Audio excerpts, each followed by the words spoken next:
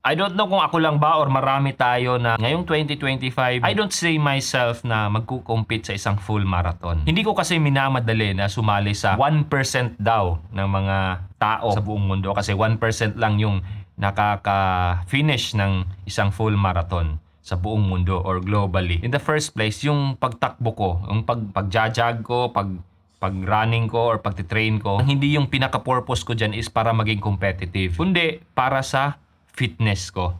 Saka sa health. Kung nakasubaybay na kayo dito sa channel ko, ang pinaka-goal ko dati is maglakad lang ng 16K steps.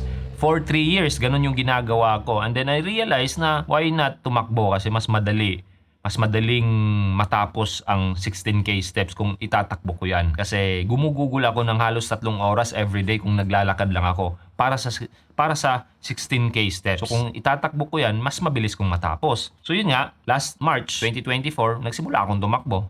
Pero na-injury din ako, na-sideline ako ng isang buwan.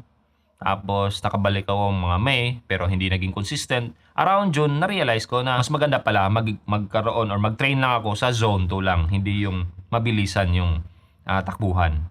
So, yun. From June to December last year, yun talaga yung naging preparation ko at hanggang nakasali ako sa aking first ever half marathon na nag-sub 2 naman. Sa first ever na half marathon ko, sub 2 naman. So, medyo nakaka-proud din yung ganong achievement. Pero gaya ng sabi ko, hindi ko minamadali yung pagsali sa mga event, lalong-lalo na yung full marathon. Actually, hindi nga ako madalas sumali. Number 1, magastos siya. Number 2, hindi naman talaga race yung pinaka-priority ko dito. Pwede naman akong tumakbo ng isang 42 km or 42 plus kilometers dito lang sa amin kahit walang event.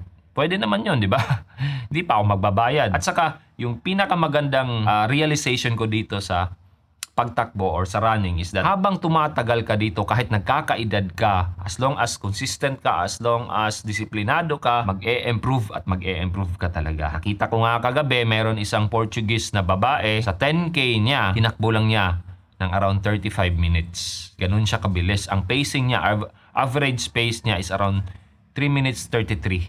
So ganun siya kabilis at the age of 66 years old. Matanda na. Pero napakabilis pa rin. Bakit kamo? Nung tiningnan ko yung history niya, 45 years na siyang tumatakbo. So, ganun na siya katagal tumatakbo.